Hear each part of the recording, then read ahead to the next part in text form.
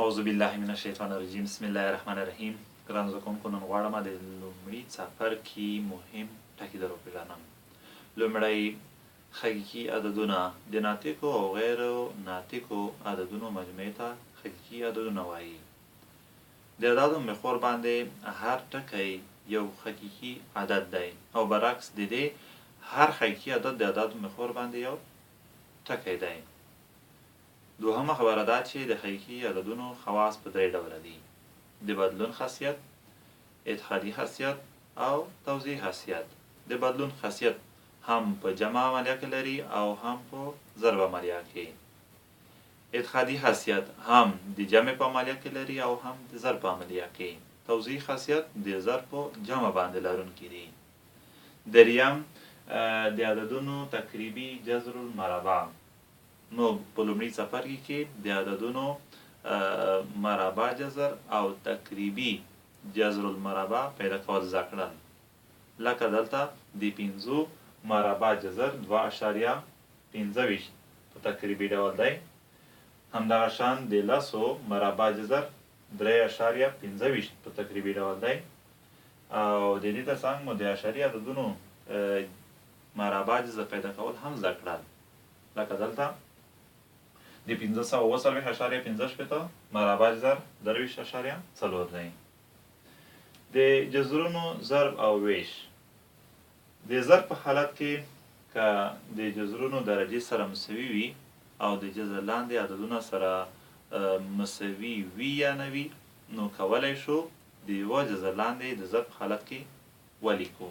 لکه دغه شکل A د مربع جذر لاندې ضرب B د مربع جذر لاندې دغسې لیکلی شو چې A ضرب B د مربع جذر لاندې. د تقسیم په حالت کې که د جذر لاندې عددونه سره مساوي نه وي او د جذر درجې سره مساوي وي، نو کولی شو د تقسیم په حالت کې د یوه جذر لاندې ولیکو. شرط دی چې دغه د مخرج عدد خلاف د صفر وي، ځکه چې که مخرج صفر شي یا د تقسیم بر صفر لایتنهي کیږي او لایتنهي عدد بیا د شمیرلو وړ عدد نه دی. پنځم، د جذرونو جمع او تفریق. موږ کولی شو جذرونه جمع کړو او تفریق کړو، خو دوه شرطونه لري.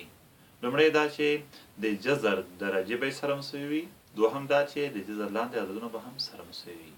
لکه دغه مثالونه: 3 د مربع جذر لاندې جمع 3 د مربع جذر لاندې مساوي کیږي 2 ضرب 3 د مربع جذر لاندې، یعنې 2 وارې 3 د مربع جذر لاندې. همدغه شان دغه مثال: 3 د مربع جذر لاندې منفي 3 د مربع جذر لاندې مساوي کیږي 0 سره. شپږم، د جذري عددونو توانونه او خواص یې. د خواص څخه مقصد په خپله قوانین د دغو اعدادو دي. لکه ویلي مو چې که A یو حقیقي عدد وي او خلاف د صفر وي، نو په توان د صفر سره هر حقیقي عدد مساوي یو دی. او بله خبره همدغسې هم کړې وه چې که A خلاف د صفر وي، حقیقي عددونو کې ګډون ولري او توان یې یو منفي عدد وي، نو کولی شو د مثبت توان په شکل یې په داسې حالت کې ولیکو چې A په مخرج کې ولیکو او په صورت کې ورته یو ذکر کړو. دلته چې هر منفي توان ولري، هغه توان به دلته په مثبت شکل لیکو. دا چې په مثبت حالت کې عدد ته توان یعنې که یو وي، نو لیکلو ته اړتیا نه وي، نو ځکه یو دلته ذکر شوی نه دی. خو که چیرې دلته بل عدد وي، مثال 2 3 4، نو هغه به دلته بیا په مثبت شکل لیکو. یعنې دغه په عموما کې دغسې ښودلی شو: A په توان د منفي n مساوي کیږي 1/A په توان د n.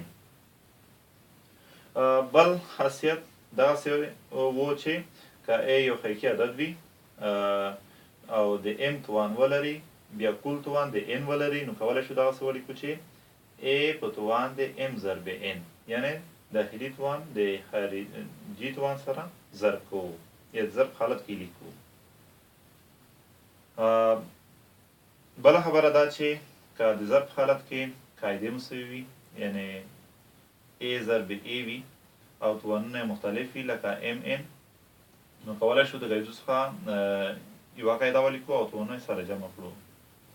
بله خبره دغسې وه چې که چیرې قاعدې مختلف وي او توانونه یې سره یو شان وي نو قاعدې د ظرف حالت کې لیکو او توانونو څخه یو توان د قوس څخه بهر ورته لیکو.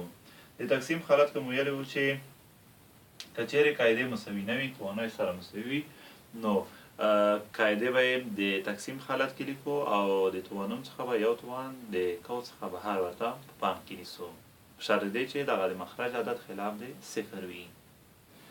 او بل خاصیت مو دغسې ویلی وو چې که چیرې قاعدې مساوي د تقسیم حالت کې او توانونه یې سره مساوي نه وي په شرط دی چې په دا حالت کې دغه A چې یو حقیقي عدد دی خلاف د صفر وي نو د قاعدو څخه به یوه قاعده په پام کې نیسو او د صورت عدد توان څخه به د مخرج عدد توان تفریق کوو.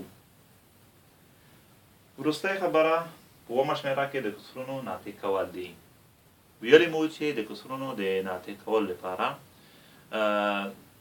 د کسر صورت او مخرج ته مساوي عدد دغسې ضرب کوو چې د جذر درجه یې د راکړل شوي کسر د مخرج د جذري عدد د جذر د درجې سره مساوي وي.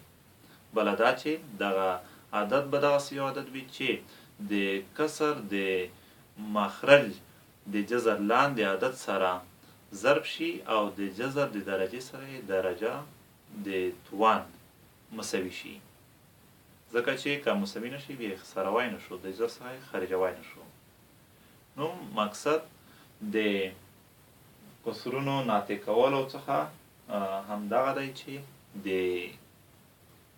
کسر د مخرج عدد چې دی هغه د جذر څخه خارج کړو.